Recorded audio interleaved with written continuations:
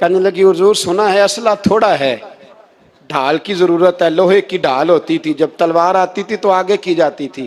کہا محبوبہ میرا شہید کی اماں بننے کو بڑا دل کرتا ہے، یہ میرا 3 سال کا لے جاؤ، جب تیر آپ کی طرف آیا تو میرا بیٹا آگے کر دینا، یہ ڈھال کا کام تو دے گا نا۔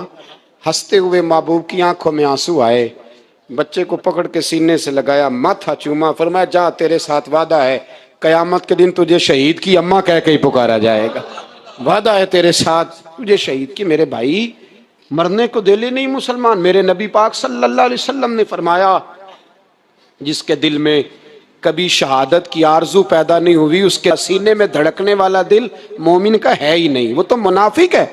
جو کبھی دین کے رستے میں شہید ہونے کو، میرے بھائیوں دین کو بڑی ضرورت ہے، بڑی ضرورت ہے، بڑی۔ اے خاصائے خاصان رسول وقت دعا ہے، امت پہ تیری آ کے عجب وقت پڑا ہے۔ وہ دین جو بڑی شان سے نکلا تھا وطن سے، پردیس میں وہ آج غریب الغربا ہے۔ فریاد ہے اے کشتی امت کے نگہباں، بیڑا یہ تباہی کے قریب آن لگا ہے۔ اور ایک شاعر قلم توڑ گیا، کہنے لگا تجھ سے فریاد ہے اے گنبد خضرا والے، تجھ سے فریاد ہے اے گنبد خضرا والے، کعبے والوں کو ستاتے ہیں کلیسا والے۔ تجھ سے فریاد اے گنبد خضرا، اپنے اندر دین کا درد پیدا کرو، ذوق پیدا کرو، مسلمان بن کے جینا سیکھو۔ جب کوئی برادری پوچھے تو کہو میں محمدی ہوتا ہوں، میں مصطفی ہوتا ہوں، میں رسول اللہ کا غلام ہوتا ہوں، میں پہلے مسلمان ہوں باقی کچھ بعد میں ہوں۔ خدا را اپنے گھر میں پردہ کراؤ، خدا را رزق حلال کھاؤ، اگر پردے نہ ہو رزق حلال نہ ہو تو جذبہ جہاد پیدا نہیں ہوتا۔ خدا را اپنے اندر انقلاب برپا کرو، دین کے لیے جینا سیکھو۔ دین بڑا تڑپتا ہے، دین بڑا روتا ہے۔ رسول اللہ آج تجارت کرنے والے ملتے ہیں، آج سیاست کرنے والے ملتے ہیں، دین والے نہیں ملتے، دین کے درد والے نہیں ملتے۔ اپیل ہے آپ سے، آج رات 2 نفل پڑھ کے اور کچھ نہ ہو سکے تو مسلمانوں کے لیے دعا ضرور کر دینا، ان کے لیے دعا ضرور کر دینا، اپنے آپ کو بیدار کرو، بیدار کرو۔ بھئی ہم تو آج تک اس لیے ڈر رہے ہیں کہ ہمارا چہرہ ہی نبی پاک جیسا نہیں بن سکا، تو داڑھی رکھنے میں بھی ہم ڈرتے ہیں، نمازی بننے، مسجد آباد کرنے میں، مسلمان کہلانے میں بھی تک خوف ہے۔ تو بتلاؤ نا اس سے آگے بات کب چلے گی؟ جہاد کی بات تو بڑی آگے جا کے ہے۔ بدل جاؤ، رسول اللہ کا غلام بن کے جینا سیکھو، نبی پاک صلی اللہ علیہ وسلم کی غلامی کا پٹا اپنے گلے میں ڈالو۔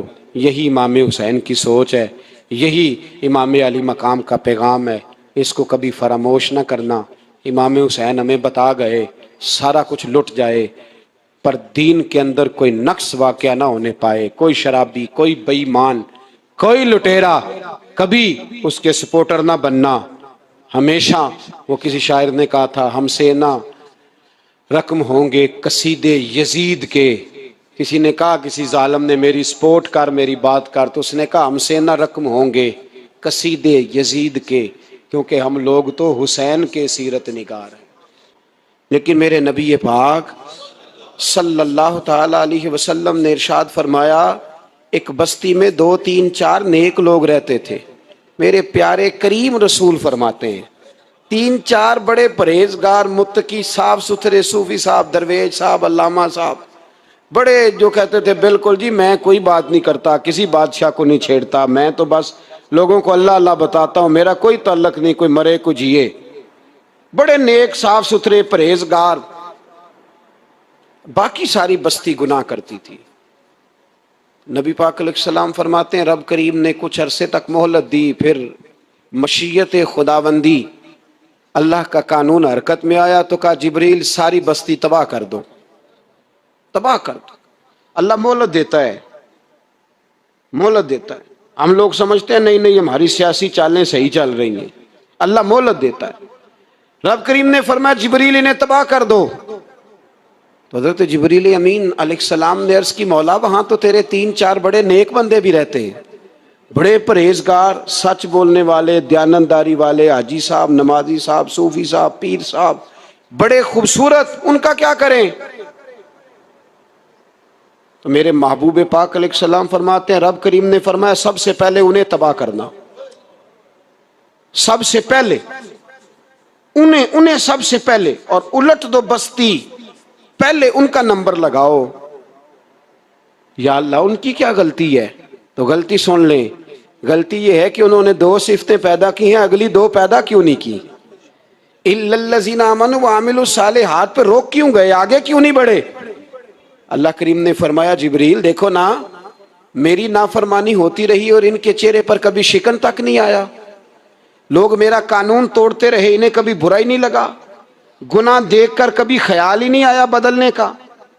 میرے بھائی، امت مسلمہ اپنے لیے تو آئی نہیں دنیا میں، نبی پاک کی اس لیے تھوڑے آئے تھے کہ پیسے کمائیں، دنیا داری کریں، جھوٹ سچ ماریں اور رخصت ہو جائیں، بچے پیدا کریں۔ یہ کام تو ہندو، سکھ، بدھ مت سارے کر رہے ہیں،